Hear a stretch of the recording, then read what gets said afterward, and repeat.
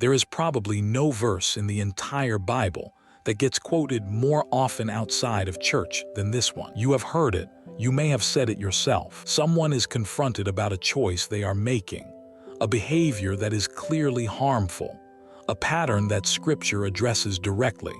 And before any real conversation can happen, the response comes quickly and confidently. Judge not, and the conversation stops. The concern gets dismissed. The truth gets silenced, and the person walks away feeling completely justified because they just quoted Jesus. The problem is they did not quote Jesus correctly. And today, I want to talk about one of the most misunderstood, most misused, and most weaponized verses in all of Scripture. Matthew 7 verse 1. Judge not that you be not judged, because here is the truth. Taking those three words out of context and using them to shut down every form of moral accountability is not what Jesus meant. It is not even close to what Jesus meant. And when we read the full passage, when we sit with the whole chapter and the whole counsel of Scripture, a completely different and much more challenging picture emerges. Jesus was not telling his followers to stop discerning. He was not telling them to look the other way at sin. He was not handing the world a shield to deflect every spiritual conversation. He was addressing something far more specific and far more personal. Read Matthew 7 verses 1 through 5 together as one complete thought. Judge not that you be not judged, for with the judgment you pronounce you will be judged, and with the measure you use it will be measured to you. Why do you see the speck that is in your brother's eye, but do not notice the log that is in your own eye? Or how can you say to your brother, let me take the speck out of your eye, when there is a log in your own eye? You hypocrite, first take the log out of your own eye, and then you will see clearly to take the speck out of your brother's eye. Did you catch that last line? Then you will see clearly to take the speck out of your brother's eye. Jesus was not saying never address the speck. He was saying deal with your own log first. He was not abolishing correction. He was demanding honesty and humility before correction happens. The judgment Jesus was condemning was not discernment. It was hypocrisy. It was the self-righteous condemnation of someone else for the very thing you yourself are doing, or the proud dismissal of another person from a position of spiritual superiority. That is what he was confronting, not the act of recognizing sin, not the courage to speak truth, but the arrogance of doing so while your own heart is unexamined. Here is a daily life example. A man who is quietly struggling with greed and materialism publicly criticizes a fellow believer for being too focused on money. He points the finger with confidence and spiritual language. He feels righteous doing it, but his own closet is full of the same thing dressed in different clothes.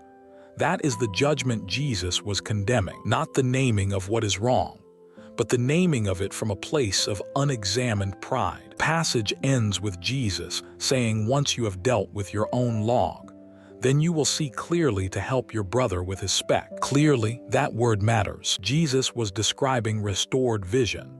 He was saying that self-examination does not disqualify you from speaking truth to someone else. It actually prepares you to do it better, with more clarity, with more compassion, with more accuracy. Now let us go further. Because if judge not meant what most people use it to mean, then the rest of the New Testament would completely contradict Jesus. And Scripture never contradicts itself. Just a few verses after the famous judge not statement, in Matthew 7 verse 15 and 16, Jesus himself says, watch out for false prophets. They come to you in sheep's clothing, but inwardly they are ferocious wolves. By their fruit you will recognize them. How exactly do you watch out for false prophets without making a judgment? How do you recognize fruit without evaluating what you are looking at? Jesus is calling his followers to discernment. Active, careful, fruit examining discernment. In the same chapter where he said judge not. That is not a contradiction. That is context. He was not forbidding judgment. He was defining what kind of judgment is acceptable and what kind is not. The Apostle Paul makes this even clearer. In 1 Corinthians chapter 5, there was a man in the Corinthian church living in open sexual sin, and the church had done nothing about it. They had looked the other way. They had perhaps told themselves they were being gracious, non-judgmental, loving. And Paul confronted them directly. He said in verse 12, "What business is it of mine to judge those outside the church? Are you not to judge those inside? God will judge those outside. Expel the wicked person from among you." Paul is making a clear and important distinction. Christians are not called to stand in judgment over the world outside the church. That is God's business. But within the body of believers, within the community of faith, there is absolutely a responsibility to address sin, to uphold truth, to practice what he calls church discipline, not with cruelty, not with pride, but with clarity and with love for the person and the community. For instance, if a believer in a local church is openly and unrepentantly living in a way that contradicts Scripture and is causing harm to others in the community, the loving response is not silence. Silence is not grace. Silence is neglect. The loving response is to go to that person. As Matthew 18 verses 15 through 17 describes, privately, humbly, with restoration as the goal. That is not judging in the condemned sense. That is caring enough to tell the truth. John 7 verse 24 settles this beautifully.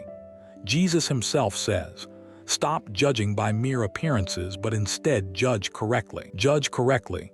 Jesus did not say stop judging. He said do it correctly. Do it with right motives, right methods, and right humility. So what does all of this mean practically for how we live and how we speak? It means that discernment is not sin. Recognizing that something is wrong, that a teaching is false, that a behavior is harmful, that a path leads somewhere destructive. That is not the judgment Jesus condemned. That is wisdom. That is love. That is what it means to be a person of the Word. It means that correction offered in humility, with your own heart examined, with restoration as the goal, and with genuine love for the person, is not only permitted by Scripture, it is required by Scripture. Galatians 6 verse 1 says, "Brothers and sisters, if someone is caught in a sin, you who live by the Spirit should restore that person gently. But watch yourself, or you also may be tempted." Restore. Gently watch yourself. That is the full picture, not silence, not condemnation. Humble, loving, careful truth spoken in the direction of restoration. And it means that using judge not as a shield against every uncomfortable spiritual conversation is not humility. It is avoidance. Real humility does not run from truth. Real humility receives truth, examines itself in the light of it, and then where needed, speaks it carefully and compassionately to others. The verse everyone uses wrong is actually one of the most powerful invitations in Scripture to a different kind of engagement with each other, not the engagement of self-righteous condemnation, and not the disengagement of comfortable silence, but the honest, humble, loving engagement of people who have first looked in the mirror, dealt with what they found there, and then with clear eyes and clean hands reached out to help someone else. That is what Jesus meant. And it is far more demanding than simply saying judge not and walking away. Thanks for watching. If this message blessed you, please like and subscribe for more lessons. Stay blessed.